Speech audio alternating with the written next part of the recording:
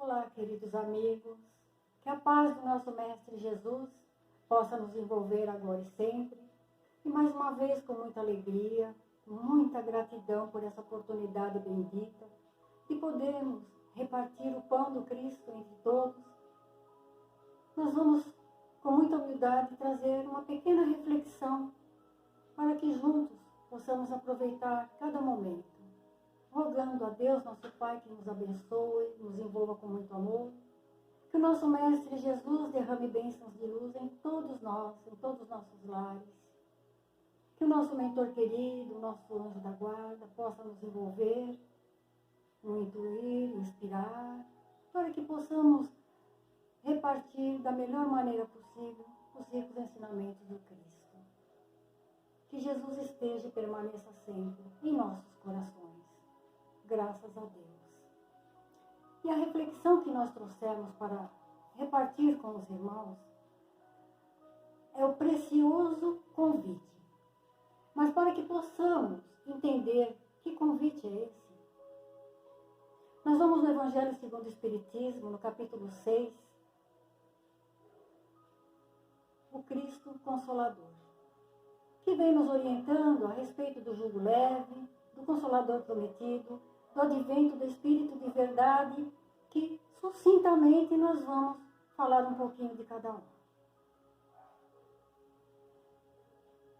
Lá no Evangelho de Mateus, capítulo 11, versículo de 28 a 30, nós temos uma passagem em que Jesus, de maneira eminentemente consoladora, nos faz o precioso convite.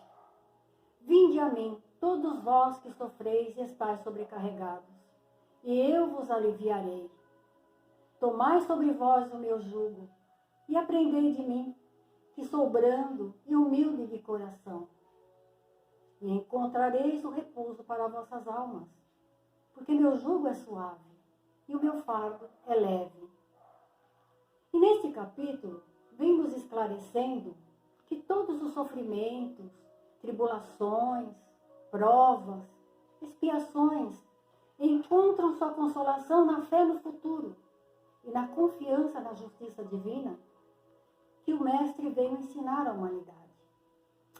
Mas vejamos que Jesus não promete o descanso para o nosso corpo, uma vida tranquila, sem preocupação, só alegria todo dia, né? Não, Ele promete o consolo para nossas almas, diante das dificuldades, das provas, das aflições que nos deixam sobrecarregados e muitas vezes cansados pelas lutas da vida. E o que vem a ser esse descanso da alma? É algo, meus irmãos, que todos nós desejamos. É a paz do espírito, a harmonia, a serenidade e a felicidade que nascem, que são frutos de uma consciência tranquila e da sensação do dever bem cumprido. É o descanso do repouso em Deus, pela comunhão com o Pai Criador, que só conquistamos por meio da aplicação do Evangelho do Cristo em nossas vidas. É interessante que Jesus associa duas condições necessárias para alcançarmos esse descanso. Primeiro, tomai sobre vós o meu jugo. Segundo, aprendei de mim, que sou brando e humilde de coração. E então encontrareis o repouso para vossas almas. E é interessante, né, que essas duas condições, né, quando fala o jugo de Jesus, a palavra jugo significa domínio, submissão, submeter-se ao jugo de alguém. E essas duas condições estão na lei que ensina. Que Jesus, nas leis que ensina, nos convidando a nos submeter, à observação e à aplicação dessa lei, que o nosso Mestre Divino, né, tão bem resumiu em 2 mandamentos primordiais. Primeiro, amar a Deus de todo o teu coração, de toda a tua alma, de todo o teu entendimento. E segundo, amar ao próximo como a si mesmo. E nesses 2 mandamentos, Jesus deixa bem claro que estão contidos toda a lei e todos os profetas. Sendo assim, é esse o caminho que nós devemos seguir. E por que Jesus afirma que a sua lei é suave? Porque ela impõe por dever a prática do amor e da caridade. E existe algo mais suave, mais leve do que amar o próximo, trabalhar para o bem comum, fazer a caridade? Com certeza não. E tomar o jugo de Jesus é ter uma vida pautada no amor, que vai suavizando nossa existência, sendo naturalmente uma força de regeneração, de cura, de pacificação. Aí está a primeira condição. A segunda condição é aprender com Ele, é buscar nos instruirmos através dos seus ensinamentos, dos seus exemplos, desenvolvendo a sabedoria e a compreensão das leis divinas, que por si já nos traz consolação. E compreendendo-as melhor, poderemos também agir melhor, evitando futuros sofrimentos, justamente pelo afastamento dessas leis. Então vejamos que a primeira condição do mestre evidencia o quê? O amor. A segunda evidencia a sabedoria, que são de fato as 2 asas que levam o espírito a Deus, ao descanso pela comunhão com o Criador, convertendo-se em trabalho para o bem de todos. E lá no livro Evangelho dos Humildes, na lição 109, vem nos elucidando o quão suave é o jugo de Jesus e quão pesado é o jugo da terra. O jugo de Jesus é suave porque é a humildade, a fraternidade, o perdão, é a caridade, a paciência, é a bondade, enfim, é o amor sobre todos os aspectos.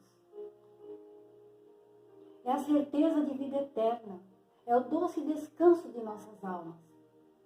E pela fé e pelas boas obras subirão aos planos divinos, para viver a perene alegria no seio do Pai Celestial.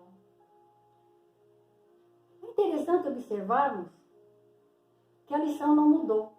Mas por quê? 1800 anos depois, vem o Espírito de verdade e nos anuncia, em o Evangelho segundo o Espiritismo, o quê? Espíritas, amai-vos. Eis o primeiro ensinamento. Instruí-vos, eis o segundo. É a mesma orientação. É como se repetisse as palavras de Jesus para esse período da humanidade. Ou seja, tomai sobre vós o jugo do Cristo, que é o quê? O amor.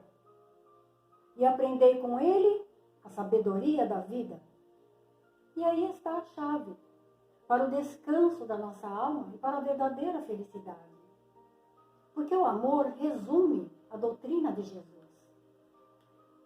Por outro lado, o jugo da terra é o ódio, a vingança, é o desespero, a descrença, os vícios, é a ganância, a ambição, o egoísmo, o orgulho, os prazeres mundanos, as ilusões, os excessos de toda ordem. E por que o jugo da terra é pesado? Porque ele aprisiona em séculos de dores, sofrimentos expiatórios, todos aqueles que não se esforçarem em libertar-se desse jugo. E demonstrando-nos a realidade da vida além túmulo, ensinando e induzindo a praticar os preceitos de Jesus, a doutrina espírita, meus irmãos, é uma força poderosa que muito nos auxiliará na libertação desse pesado jugo terreno e fará com que aceitemos com facilidade o suave e leve jugo do pastor divino. Lá no Evangelho de João, capítulo 14, versículo de 15 a 17 e também 26, vem nos dizendo que por amor à humanidade, Jesus nos faz a seguinte promessa: se vós me amais, guardai meus mandamentos. Eu pedirei ao meu Pai, e ele vos enviará um outro Consolador, a fim de que permaneça eternamente convosco. O Espírito de verdade, que o mundo não pode receber, porque não o vê e não o conhece. Mas quanto a vós, o conhecereis, porque permanecerá convosco e estará em vós. Mas o Consolador, que é o Espírito Santo, que meu Pai enviará em meu nome, vos ensinará todas as coisas e vos fará relembrar tudo aquilo que vos tenho dito. Como nós podemos observar, nesta passagem, Jesus deixa explícito que ele é o primeiro Consolador, que esteve encarnado entre nós. Ele foi visto. E diz também que o Espírito de verdade que coordenaria seria o outro Consolador, que o mundo não pode receber porque não o vê. Nos levando a entender que tudo aquilo que aprendermos com esse outro Consolador será eterno e ficará gravado em nós, ou seja, em nosso espírito. Confirmando deste modo que somos seres imortais, espíritos eternos, em constante evolução. E asseverando o quê? A reencarnação e a imortalidade da alma. E no livro Consolador 312, o Espírito de Emmanuel nos esclarece que Espírito Santo não é uma entidade, mas sim uma legião, uma pleiade de espíritos redimidos, de seres de luz, que cooperam com Jesus desde a formação da terra, sob a misericórdia de Deus.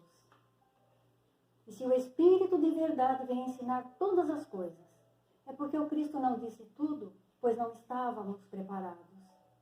E se vem nos fazer relembrar tudo aquilo que foi dito, porque foi esquecido ou mal compreendido. Mas afinal, quem é esse outro Consolador? Allan Kardec, apoiando-se em bases sólidas, bases concretas, afirma que o Consolador prometido por Jesus é o Espiritismo. E por que Kardec faz essa afirmativa? Porque a doutrina espírita cumpre as duas previsões de Jesus. Primeiro, ela restaurou a pureza primitiva dos ensinamentos do Cristo, que foram desvirtuadas em sua essência ao longo dos séculos. Segundo, a doutrina desenvolveu novos conhecimentos, apoiada em seu tríplice aspecto que se complementaram: ciência, filosofia e religião, que é o seu tripé, valorizando e confirmando a essência da moral evangélica. E ainda no livro Consolador 352, Emmanuel assevera que o Espiritismo evangélico, olha o detalhe, Espiritismo evangélico, é o Consolador prometido por Jesus, que pela voz de seres redimidos espalham luzes divinas por toda a terra, restabelecendo a verdade e levantando o véu que encobre os ensinamentos na sua feição de cristianismo redivivo, a fim de que os homens despertem para a era grandiosa da compreensão espiritual com o Cristo. Porque, como nós sabemos, meus irmãos, nós estamos vivendo a era do Espírito, já estamos vivendo essa era, não é? E uma referência interessante que nós temos lá na obra Crônicas de Além-Túmulo, nos dizendo que João Evangelista é o apóstolo escolhido por Jesus para coordenar a vinda do Consolador prometido ao orbe terrestre. Então, como nós podemos observar, a doutrina espírita não é uma obra individual, mas sim uma obra coletiva, de uma legião, de uma pleiade de espíritos superiores, espíritos iluminados, caracterizando o quê? O Espírito Santo, tendo à frente o Espírito de verdade, dirigindo a sua instituição. E desse modo, meus irmãos, o honroso e ilustre pedagogo Denisard Hippolyte Léon Rivaio, sob o pseudônimo de Allan Kardec, com a colaboração de centenas de médiuns, de regiões diferentes, línguas diferentes, compilou, ordenou e codificou o ponto central do Espiritismo, o seu Pentateuco, que são as 5 obras basilares da codificação, tendo à frente a primeira obra, o Livro dos Espíritos. E é interessante que Kardec não é o autor de uma única obra, mas detentor de tarefas diversificadas, obras e mais obras, brochuras, inclusive a famosa Revista Espírita, e tantas tarefas magníficas sob a responsabilidade do ilustre codificador. E fica aqui um convite para quem ainda não conhece a história de Kardec, procurar conhecer um pouco mais a história esplêndida dessa pessoa tão culta, que foi o instrumento escolhido para ser o codificador da doutrina dos espíritos. E também assistir o filme de Kardec, que é muito interessante. Uma outra coisa que é importante frisarmos, que no prolegômenos do Livro dos Espíritos, o primeiro espírito a assinar a obra é o apóstolo João Evangelista, antes mesmo do Espírito de Verdade. E tem assinaturas de espíritos super elevados, para que a gente possa perceber de onde vem todo esse ensinamento. Santo Agostinho, São Vicente de Paula, São Luís, Sócrates, Platão, Fênelon e tantos outros espíritos cientistas, filosóficos, espíritos iluminados, que cooperaram para que essa grande obra, esse Consolador prometido, chegasse até nós. E assim, meus irmãos, o Espiritismo vem no tempo marcado cumprir a promessa de Jesus. Com o Espírito de Verdade coordenando, nos chamando à observância da lei, ensinando todas as coisas, facilitando o entendimento, tornando compreensível aquilo que Jesus falava por parábolas, que nos faz lembrar quando ele dizia: quem tem olhos de ver, que vejam, quem tem ouvidos de ouvir, que ouçam. E por que o Espiritismo vem abrir os olhos e os ouvidos? Justamente porque fala sem alegorias, sem figuras, de forma direta. E ergue o véu deixado propositadamente sobre todos os mistérios. Vem trazer a suprema consolação aos deserdados da terra, a todos os que sofrem, dando uma causa justa e um fim útil a todas as dores. E nos fazendo relembrar o que Jesus prometeu no Sermão do Monte. Bem-aventurados os aflitos, porque serão consolados. E realmente, meus irmãos, o Espiritismo consola. De que forma a doutrina espírita nos consola? Nos fazendo perceber e entender que as causas das nossas aflições são consequências das nossas ações, das nossas obras equivocadas, das buscas ilusórias, tanto em existências anteriores como na existência atual. E na destinação da terra, onde expiamos o nosso passado delituoso. Ou nenhuma coisa e nem outra. Pode ser simplesmente provas escolhidas pelo Espírito para auxiliar sua depuração e acelerar sua evolução.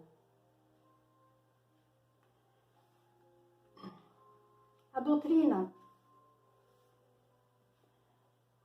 maravilhoso do Espiritismo é que ele nos mostra o objetivo naquilo em que os sofrimentos são como crises salutares, que nos conduzem à cura de nós mesmos e são a depuração que assegura a felicidade em futuras existências. A doutrina nos dá uma fé inabalável, dissipando dúvidas e nos fazendo entender a importância das tribulações terrenas, descortinando um vasto e esplêndido horizonte.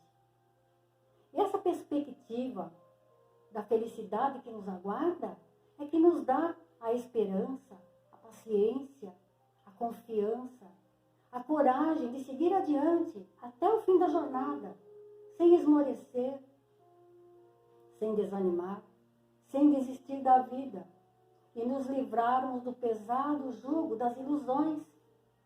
Porque muitos dos nossos sofrimentos, meus irmãos, é causado pelas ilusões. E desse modo, o Espiritismo realiza aquilo que Jesus disse do Consolador prometido: conhecimento de todas as coisas, chamamento aos verdadeiros princípios da lei de Deus e a consolação pela fé e pela esperança.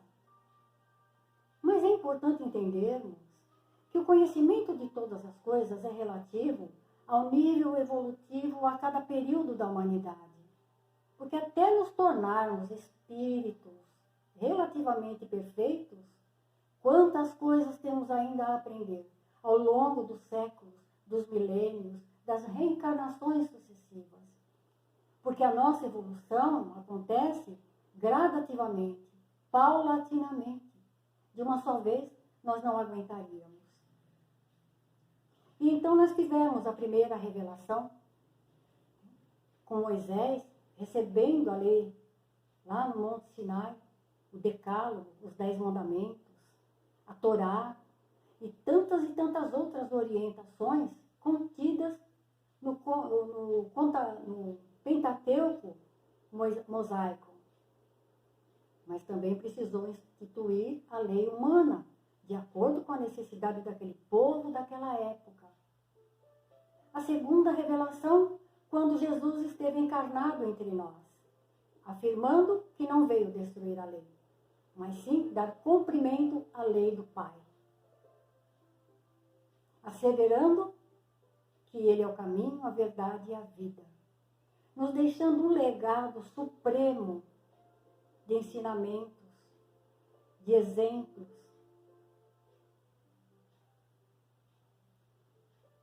e prometendo que voltaria, e prometendo que enviaria um outro Consolador. E nós temos a terceira revelação, o Espiritismo, que vem ampliar o horizonte dos nossos conhecimentos e nos trazer o Consolador prometido por Jesus, que podemos conferir nas obras da codificação e nas centenas e centenas de obras complementares simplesmente magníficas, tirando qualquer dúvida. Né? Agora, o que é importante nós entendermos que não estamos militando o Espiritismo, não estamos militando a doutrina espírita simplesmente para ser amparado, auxiliado, resolver nossos problemas, sermos consolados. Mas, por nossa vez, nos tornarmos não só um veículo de autoconsolação, mas também um instrumento de auxílio, de consolação aos nossos semelhantes. Essa é a grande proposta. Porque ninguém verdadeiramente experimentará consolo se não procurar consolar, esconder suas lágrimas para enxugar lágrimas alheias, acalmar corações aflitos quando o teu está despedaçado. E quando nos dispomos a trabalhar para o bem comum, podemos sempre contar com o amparo e o auxílio dos amigos espirituais, tornando-se desse modo o nosso consolo. Mas, se trabalharmos para o bem, sem esperar recompensa, sem esperar nada em troca, vai e faz. Não espere obrigado. não espere recompensa. Faça pelo simples prazer de ser útil, de servir o teu próximo, para auxiliar esse mundo a ser melhor. Porque todo o bem que nós fizermos ao próximo é a nós mesmos que estamos fazendo. Né? E outra coisa importante, consolador não significa isenção de dores. E nós lembramos lá daquela mensagem da paz que diz, né, que é consolando que seremos consolados. Mas depende da intenção, tá? Consolador não significa isenção de dores. Como diz o próprio nome, ele consola a dor. Ou seja, nos ajuda a lidar com a dor. Essa mestra divina, essa buriladora de nossas almas. Esse aguilhão que muitas vezes nos tira da estagnação, para que saibamos olhar para a dor como uma amiga, amenizando assim os sofrimentos e entender que muitas vezes aquilo que sofremos redunda mais da nossa resistência à mudança do que qualquer outra coisa. Portanto, meus amigos, o objetivo da doutrina espírita é a educação da criatura e a sua transformação moral, sem a qual não haverá evolução, se não houver a libertação dos defeitos, dos vícios, dos hábitos inferiores. Mas deixando bem frisado, o egoísmo e o orgulho, que constituem as duas maiores chagas da humanidade, os dois maiores vírus, o maior entrave à nossa evolução. E, segundo André Luiz, o Espiritismo não é apenas o consolador na Terra, é o renovador do eu. E lá no livro Consolador, A Caminho da Luz, Emmanuel nos traz uma mensagem interessante dizendo que o Espiritismo chegou na hora psicológica das grandes transformações, consolando e auxiliando a superar os momentos difíceis. E dentre todas as promessas que Jesus faz antes da cruz, uma delas que nos toca profundamente, quando ele diz: não vos deixarei órfãos, eu voltarei para vós. E ele voltou, caminhando conosco todos os dias. E muitos de nós já o conectamos de alguma forma. Sobretudo aqueles que têm acesso a esse Consolador prometido, que nada mais é a segunda visita de Jesus ao orbe terrestre. Só que agora na figura de uma doutrina que foi colocada ao nosso lado para nos amparar na caminhada, nos livrarmos da ignorância espiritual, nos esclarecendo a respeito da vida como um todo, em seu tríplice aspecto, científico, filosófico, religioso, nos mostrando qual é o nosso propósito aqui na Terra, de onde viemos, para onde vamos, e nos conscientizando que a vida não termina no túmulo e também não se inicia no berço, porque somos seres imortais, na construção dessa imortalidade, na construção do nosso destino. E que através do processo reencarnatório nos conduz a uma nova era, a uma nova humanidade. Então, meus irmãos, quando Jesus nos faz o precioso convite, vinde a mim, não foi apenas para nos socorrer e nos ajudar a resolver os problemas. Mas apesar das nossas imperfeições, espera sim que possamos cooperar com Ele nessa grande obra de regeneração. Como a nos dizer: eu não tenho outras mãos a não ser as vossas. E lá no livro Opinião Espírita, pela psicografia de Chico Xavier e Valdo Vieira, na mensagem Facho Libertador, Emmanuel vem nos dizendo que o Espiritismo é um facho que foi colocado em nossas mãos para olharmos mais além. Consolador prometido por Jesus. O Espiritismo alcança o homem por mensageiro divino, estendendo-lhe a chave da própria libertação. Olha que maravilha! E ainda nesse mesmo livro, nós temos uma mensagem que nos faz entender a conexão magnífica entre Jesus e Allan Kardec. Que eu peço licença a vocês, meus irmãos, para ler na íntegra como está lá no livro. A mensagem se chama O Mestre e o Apóstolo, e com muito carinho eu quero compartilhar com todos. E ela se inicia dizendo: luminosa a coerência entre Cristo e o apóstolo que lhe restaurou a palavra. Jesus, o mestre, Kardec, o professor. Jesus refere-se a Deus junto à fé sem obras. Kardec fala de Deus rente às obras sem fé. Jesus é combatido desde a primeira hora do Evangelho pelos que se acomodam na sombra. Kardec é impugnado desde o primeiro dia do Espiritismo pelos que fogem da luz. Jesus caminha sem convenções. Kardec age sem preconceitos. Jesus exige coragem de atitudes. Kardec reclama independência mental. Jesus convida ao amor. Kardec impele à caridade. Jesus consola a multidão. Kardec esclarece o povo. Jesus acorda ao sentimento.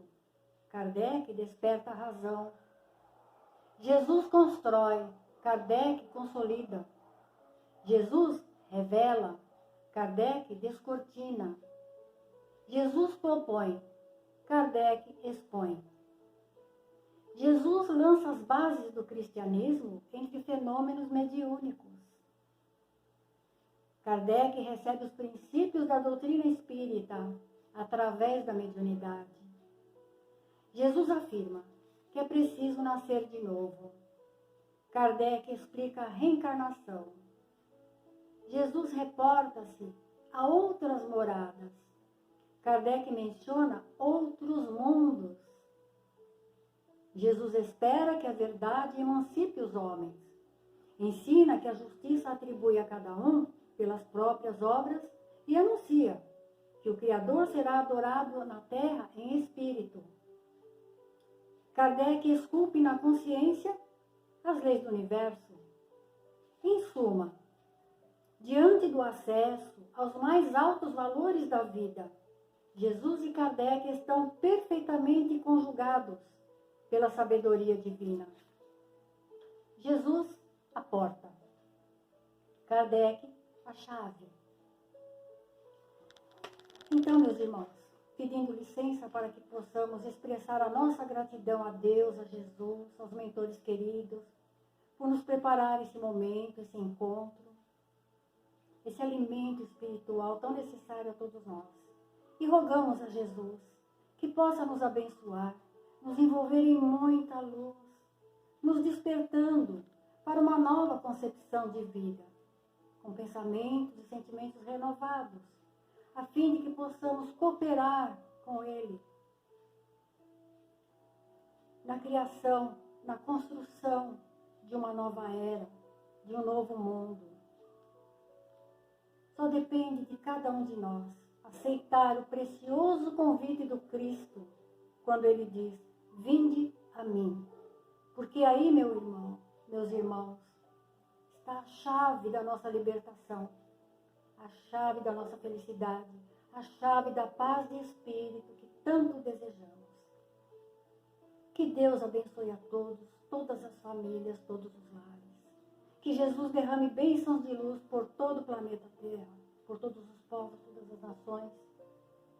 E que a paz e a luz do Cristo esteja e permaneça sempre com todos nós.